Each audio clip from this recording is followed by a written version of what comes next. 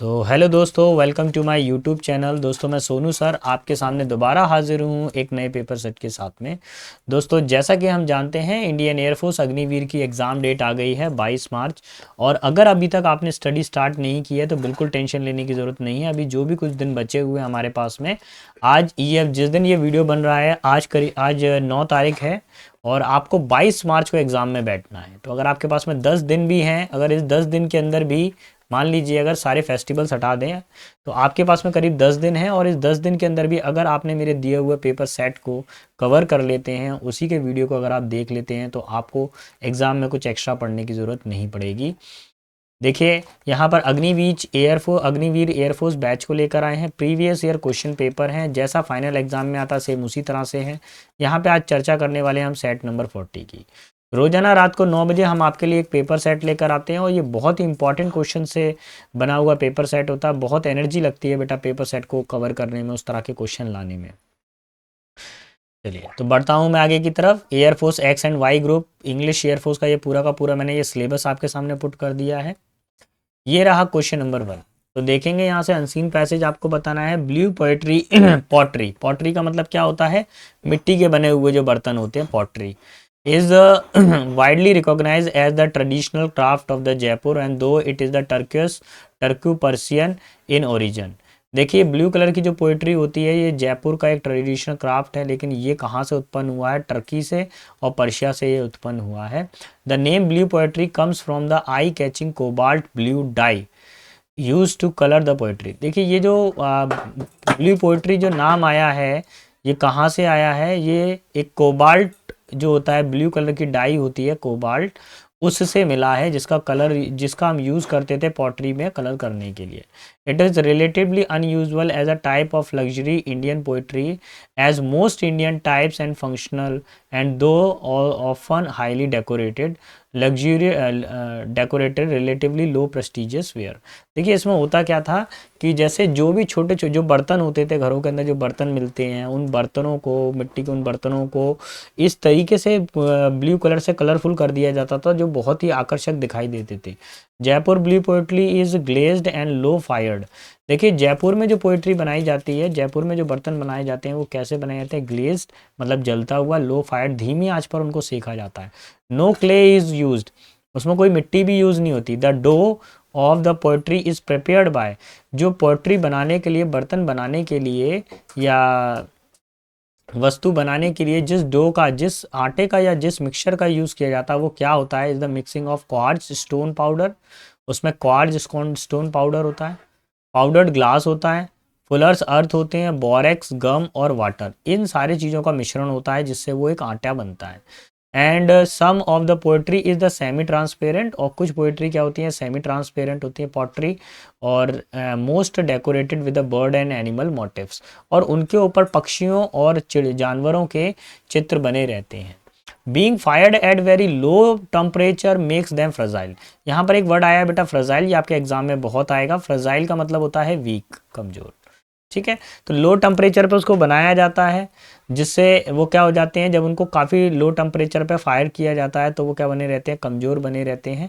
And the range of the item primarily decorative such as vases, फूलदान बनाए जाते हैं, कोस्टर बनाया जाता है, स्मॉल बाउल्स बनाए जाते हैं, बॉक्सेस ऑफ ट्रिंकेट्स बनाए जाते हैं। यानी इतनी सारी चीज़ें बनाई जाती हैं उस पोइट्री से, है ना, उस मिश्रण से बनाई जाती है blue pottery. The colour plated is restricted to the blue driven from the cobalt oxide. ये जो कलर है वो कहाँ से मिलता है हमको? कोबाल्ट ऑक्साइड से मिलता है। Green from copper oxide, green colour हमको मिलता है कॉपर ऑक्साइड से। White to other from the non conventional colour such as the yellow and brown are something included. अब इसमें येलो और ब्राउन कलर भी इंक्लूड किया जाता है। The use of blue glaze on poetry is important technique first developed by the artisan who combined Chinese glazing technology with the Persian decorative art. ये जो technology है, ये कहाँ से सबसे पहले किसने इजाद की थी? चाइना ने इजाद की थी, और उसके बाद में फिर ये पर्सियन आ गए, पर्सियन लोगों ने डेकोरेटिव आर्ट्स को बनाया था। This technique travelled east to India, ये पूर्व से भारत की ओर आई है। With the early Turkey conquest in the 14th century, जब 14th सेंचुरी के अंदर जब टर्की आए थे, तब तुर्क के लोग जो आए थे, वो लोग इस टेक्निक को लेकर आए थे। ड्यूरिंग इट्स इनफेसी, ड्यूरिंग इट्स इन्फेसी, मतलब इसका जो बहुत ही ज़्यादा आकर्षण फैल गया था। It was use to make tiles to decorate mosque, tombs and places in central India. मध्य भारत के अंदर अलग अलग पैलेसेस यानी महलों के अंदर, टॉम्स के अंदर, मकबरों के अंदर, मॉस्क, मज़ारों पर इस ब्लू कलर से टाइल्स बनाई जाती थी, उन टाइल्सों से डेकोरेशन की जाती थी।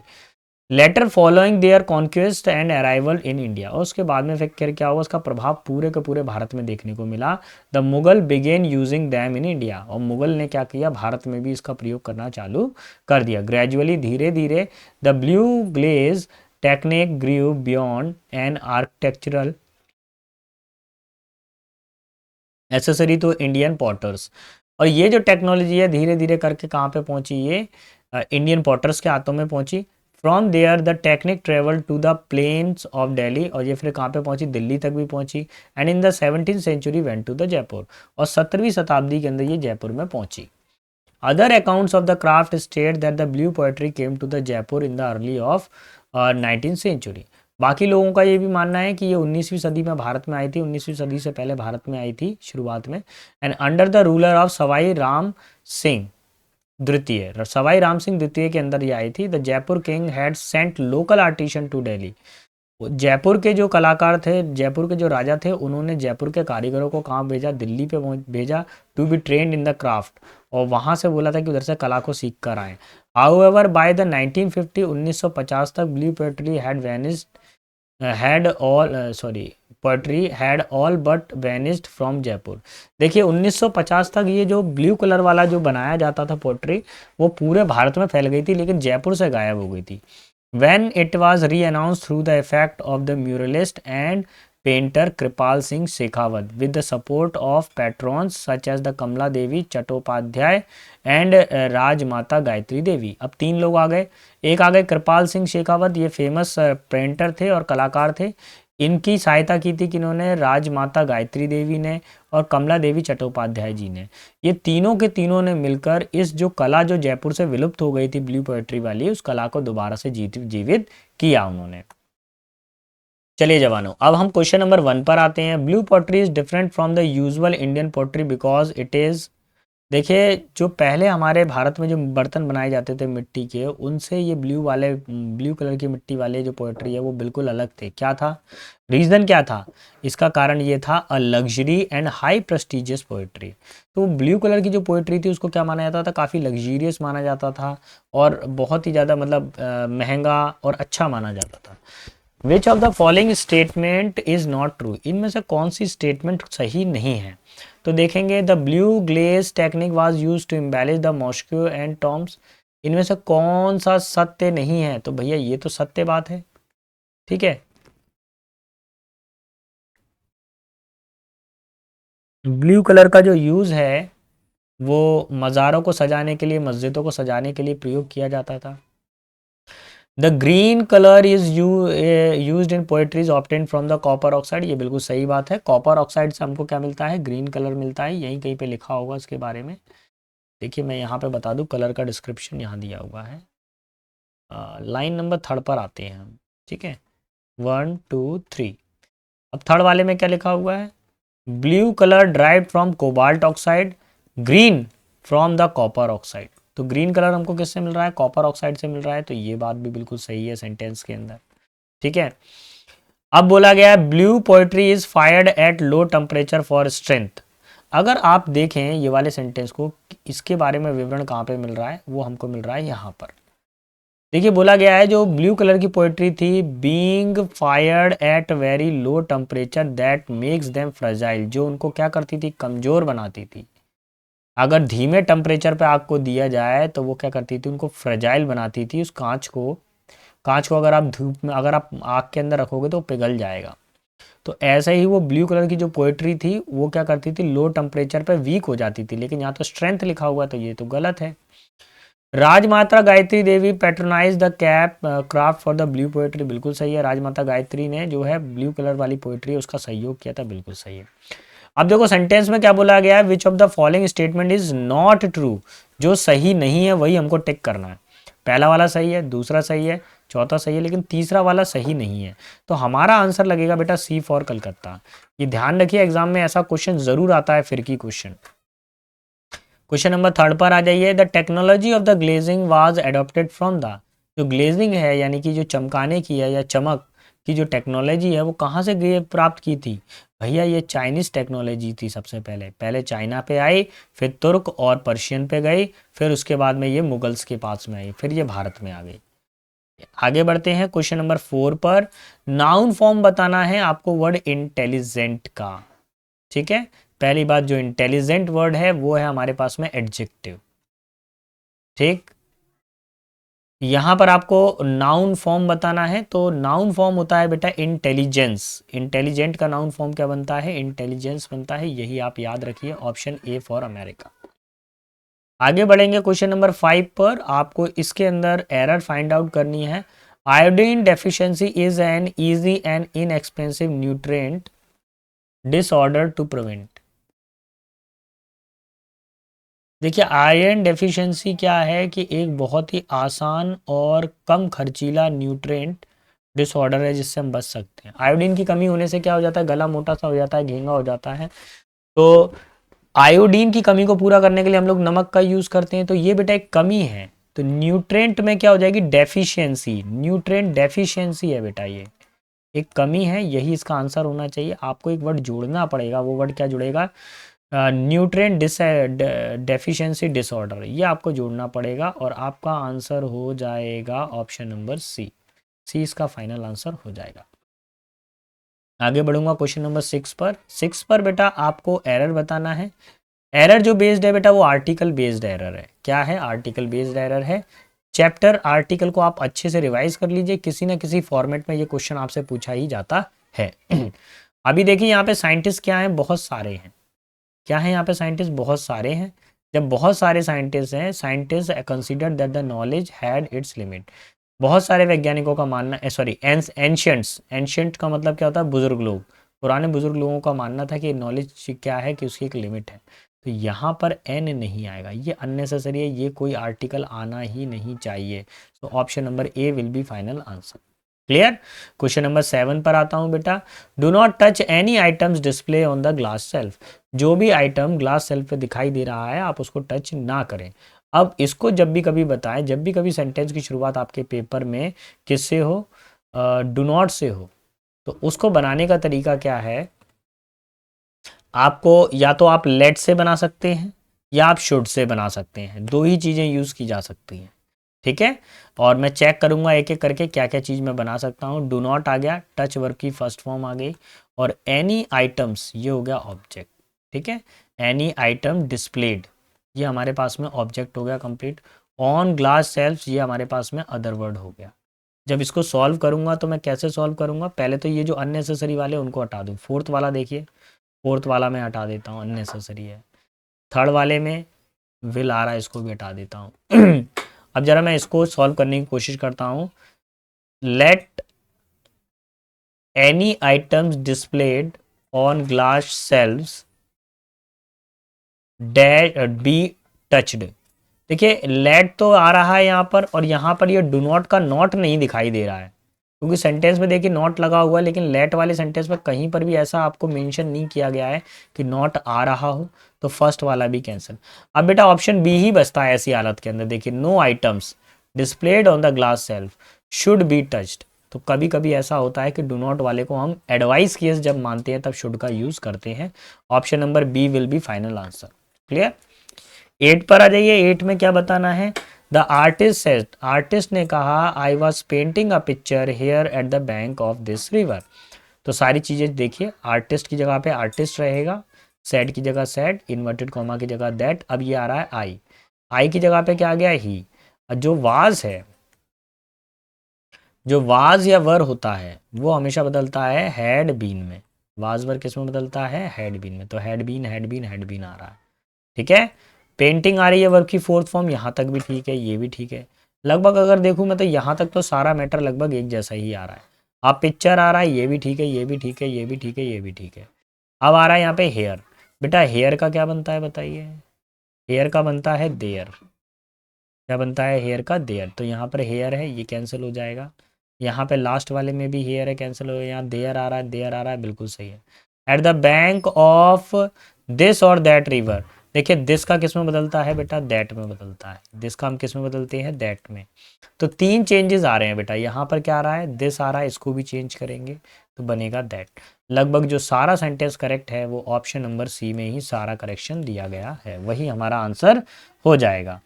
ठीक है, चलिए तो बढ़ते हैं जवानों आगे की तरफ। क्वेश्चन नंबर 9 पर आ जाते हैं। 9 में क्या बताना है बताइए, select the option that is similar in meaning, जिसका क्या हो, सिमिलर मीनिंग हो, यानी सिनोनियम आपको बताना है। रिटेन का मतलब क्या होता है, अपनी जगह पर बने रहना या अपने स्थान पर बने रहना, अपने स्थान पर बने रहना। ठीक है। डेस्ट्रॉय का मतलब क्या होता है, किसी चीज को नष्ट कर देना, रियून कर देना, नष्ट कर देना। गेन का मतलब क्या होता है, लाभ होना, किसी चीज में प्रॉफिट होना, एडवांस होना। कन्वे का मतलब होता है किसी बात को किसी को देना या कोई बात कन्वे करना या कहना, या किसी को कोई चीज क्या हो दे देना, है ना। तो ये भी क्या हो जाता है हमारे पास में कन्वे का मीनिंग। मेंटेन का मतलब क्या होता है, अपनी जगह को बनाए रखना, स्टेबल रहना। So option number D will be final answer. Clear. अब आ गया हूं बेटा क्वेश्चन नंबर 10 पर। 10 में क्या बोला गया है उसको और देखूं मैं। इसमें आपसे पूछा गया है सिमिलर मीनिंग, क्या बताना है, समान मीनिंग बताना है, सिमिलर। एक्सपेंसिव का मतलब क्या होता है बेटा, महंगा होता है। ठीक है। अच्छा, सोबर का मतलब क्या होता है, कोई चीज काफी ज्यादा सौम्य हो, माइल्ड हो। प्रीशियस का मतलब क्या होता है, कोई चीज ज्यादा महंगी हो, महंगा। जेंटल का मतलब क्या होता है, जो काफी ज्यादा विनम्र हो, कोमल हो, टेंडर हो। माइल्ड का मतलब भी टेंडर होता है, कोमल या विनम्र होता है। इसका जो सही आंसर लगेगा ऑप्शन नंबर बी, प्रीशियस, यही हमारा सही आंसर रहेगा। देखिए दोस्तों, अगर आपको मेरा पढ़ाना पसंद आ रहा है, आपको लग रहा है कि सर हमारे लिए मेहनत कर रहे हैं, अगर आपको ऐसा लग रहा है कि थोड़ा सा भी अगर आपकी पढ़ाई में ग्रोथ हो रही है, तो प्लीज़ मेरे चैनल को लाइक शेयर सब्सक्राइब करना ना भूलिएगा। कमेंट ज़रूर करिएगा। एक ज़रूरी चीज़, मैं अपने चैनल पर फालतू इधर उधर की बकवास नहीं करता हूँ। मैं अपने चैनल पर केवल और केवल पढ़ाई से रिलेटेड ही बात करता हूँ। यही मेरे ऑफलाइन बैच में भी होता है, यही मेरे ऑनलाइन बैच पे भी है। ठीक है। पढ़ाऊंगा सिर्फ वही कंटेंट जो आपके एग्जाम में आता है, सारे कंटेंट वही दे रहा हूँ जो आपके एग्जाम के लेवल को मैच कर रहा है। अगर आप थोड़ा सा भी समय निकाल के इन 20-20 मिनट के वीडियोस को देख लेंगे, तो भी आपके एग्जाम में 12 में से 15, 12 से लेके 15 आपका आ जाएगा। जिन बच्चों की जीरो नॉलेज है इंग्लिश के अंदर, और जिन लोगों की नॉलेज अच्छी है, तो मैं खुद ही कह रहा हूँ 16 से लेके 18 मार्क्स उनके आ जाएंगे। और जो बहुत एक्सपर्ट लेवल पर हैं वो 20-20 नंबर भी ला सकते हैं। देखिए, मैं भविष्यवक्ता तो हूँ नहीं हूँ, लंबी लंबी बातें तो मैं करता नहीं हूँ। जितनी ज़रूरत है, अगर आपके पास में अभी तक तैयारी शुरू नहीं की है, कोई घबराने की ज़रूरत नहीं है। देखिए, सेट नंबर 40 है बेटा, और एक सेट में कितने क्वेश्चन हो गए होंगे देखना। अगर मैं मल्टीप्लाई करूँ इसको 20 से, तो कितना आ जाएगा मेरे पास में, बताना ज़रा। 0 4 2 ज़ा 8। अगर मैं टोटल लगाऊं तो कितना आ रहा है आपका, 800 क्वेश्चन आप कर लेते हैं। सही है ना। कितने क्वेश्चन कर लोगे आप, 800 क्वेश्चन। 800 क्वेश्चन आज मैं करवा चुका हूँ, और यूट्यूब पे इतनी बड़ी सीरीज शायद ही कोई टीचर करा रहा हो। अब मेरी नज़र में तो अभी तक तो कोई अभी ऐसा टकराया नहीं है, लेकिन हो सकता है शायद कोई टीचर करा रहा हो। लेकिन अभी तक मेरी नज़र में कोई टीचर ऐसा नहीं टकराया। अगर वो करवा भी रहे हैं तो उसका आपसे फीस ले रहे हैं। मैं आपसे कोई फीस नहीं ले रहा, बस सिर्फ मेरी एक छोटी सी आपसे रिक्वेस्ट है। प्लीज़ कमेंट बॉक्स करके ये लिखिए कि सर मेरे को ये टॉपिक पढ़ना है, मेरे को ये नहीं आ रहा है। सर मेरे नंबर कम आ रहे हैं, मैं नंबर कैसे गेन करूं। सर मैंने वोकेबलरी याद नहीं किया है, आपकी इंपॉर्टेंट वाली पीडीएफ कहाँ से मिलेगी। अगर आपको पीडीएफ टेलीग्राम चैनल पे नहीं मिल पा रही है, टेलीग्राम चैनल का मैंने लिंक आपको शेयर कर रखा है, नहीं मिल पा रही है, डिस्क्रिप्शन बॉक्स में मेरा लिंक दिया हुआ टेलीग्राम चैनल का।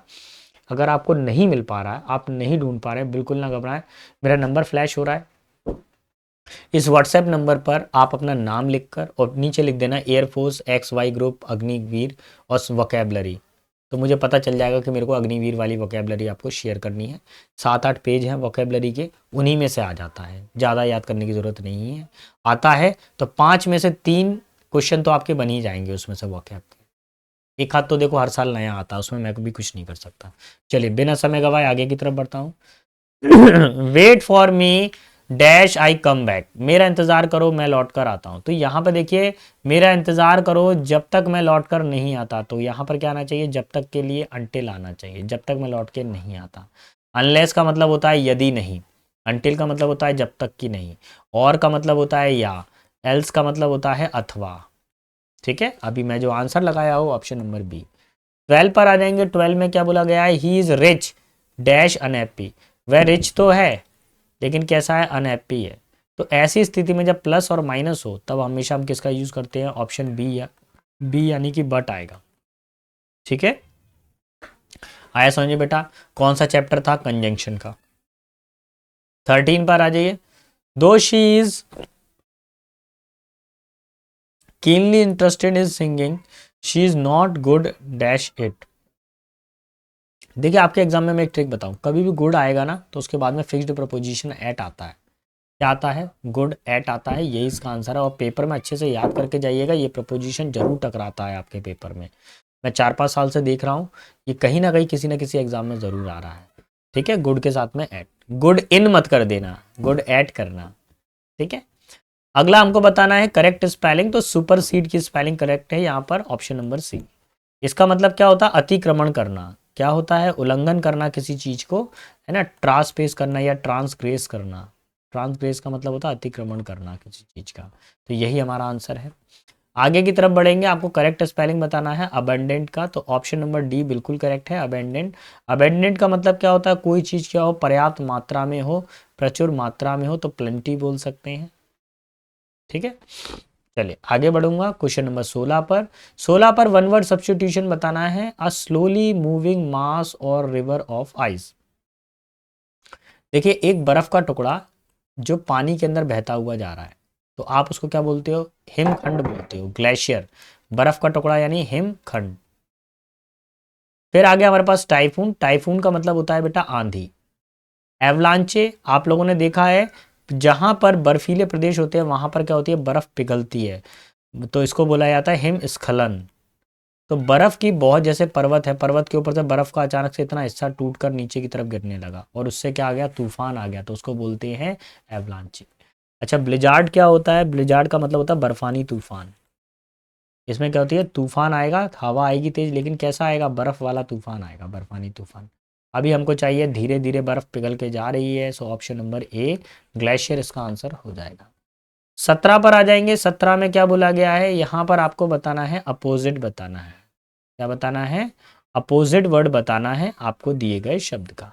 अच्छा विजडम का मतलब क्या होता है बताइए, कोई व्यक्ति क्या हो, समझदारी हो। विजडम का मतलब क्या होता है, समझदारी। स्टुपिडिटी का मतलब क्या होता है, मूर्खता। यूथ का मतलब तो पता ही है आपको, युवा होता है, यूथ का मतलब होता है जवान। ठीक है, स्टेबिलिटी का मतलब होता है स्थाई, कोई चीज एक जगह पे स्थिर है। मैच्योरिटी का मतलब होता है परिपक्व होना, कोई चीज का पक्का हो जाना, परिपक्वता। अभी हमको आंसर क्या चाहिए, समझदारी का उल्टा चाहिए। समझदारी का उल्टा क्या होगा, मूर्खता। Option number A will be final answer. 18 पर आ जाते हैं। 18 में वर्ड दिया हुआ वियर्ड। वियर्ड का मतलब क्या था, कोई चीज़ बहुत बेकार लगती है, भद्दा लगता है। अच्छा सेंटेंस में क्या पूछा गया है, option that is opposite in meaning, opposite बताना है। अपेरेंट का मतलब क्या होता है, स्पष्ट। ठीक है, और नॉर्मल का मतलब होता है साधारण। एबनॉर्मल मतलब असाधारण। वाइड का मतलब होता है चौड़ा। अभी मेरे को आंसर क्या चाहिए, भद्दा है कोई चीज़, दिख नहीं रही है, धुंधली है वो चीज़, है ना, ये भद्दा है, तो ऐसे में क्या करना पड़ेगा, नॉर्मल करना पड़ेगा इसका फाइनल आंसर। अच्छा अपोजिट बताना है ना, सो नॉर्मल हो जाएगा। कोई चीज़ नॉर्मल है, दूसरी बेकार दिखाई दे रही है। आगे बढ़ूंगा क्वेश्चन नंबर 19 पर। Not let grass grow under feet. देखिए इसमें एक्चुअली हमेशा जो फ्रेज है ना वो ओरिजिनल ये है कि let grass grow under feet. ऐसा व्यक्ति जो घास को अपने पैरों के नीचे उगने दे, यानी कि इतना ज़्यादा आलसी व्यक्ति, बहुत ज़्यादा आलसी व्यक्ति। लेकिन यहाँ पे क्या लगा हुआ है, नॉट। नॉट का मतलब क्या, वो व्यक्ति आलसी नहीं है, वो उसका अपोजिट काम करेगा। क्या काम करेगा देखते हैं। Something that will make you feel disgusting और नर्वस, ये नहीं हो सकता। कोई ऐसी चीज़ जो आपको काफ़ी ज़्यादा चिंतित और नर्वस महसूस कराए। Do not delay in getting something done, देर नहीं करनी चाहिए किसी काम को करने में। देखिए नॉट लगा हुआ है, और let the grass grow under the feet, इसका मतलब होता है आलस करना। अब यहाँ पे आगे लगा है नॉट, तो यानी कि नॉट आलस, आप आलस नहीं करेंगे। यही इसका आंसर हो जाएगा ऑप्शन नंबर बी। ठीक है, express a reaction without word, ये नहीं होगा। Refers to not exhibiting any emotion where it is expected, ये नहीं होगा, ऑप्शन बी लगेगा आंसर। ठीक है, 20 पर आ जाइए। आपको करेक्ट सेलिंग, सेलिंग नहीं बेटा, स्पेलिंग आएगा। क्या आएगा, स्पेलिंग आपको बतानी है इसके अंदर। तो देखिए किसकी स्पेलिंग बिल्कुल सही है। आप तो कई बार सर्टिफिकेट बनवाए हैं तो आपको तो याद होगा, ऑप्शन नंबर 20 का फाइनल आंसर हो जाएगा। ठीक है, तो दोस्तों आज के सेशन में इतना ही था। अच्छे से तैयारी करें बेटा, बार बार मौका नहीं आता है, बार बार किस्मत नहीं जागती है। अब की बार नहीं हुआ तो फिर कभी हो भी नहीं पाएगा। पेपर ठीक ठाक आ रहा है इंग्लिश का, इतना टफ नहीं है, दिमाग में से हटा दीजिए। तब तक के लिए सारे बच्चों को जय हिंद। अच्छे से पढ़ें, अच्छे से तैयारी करें।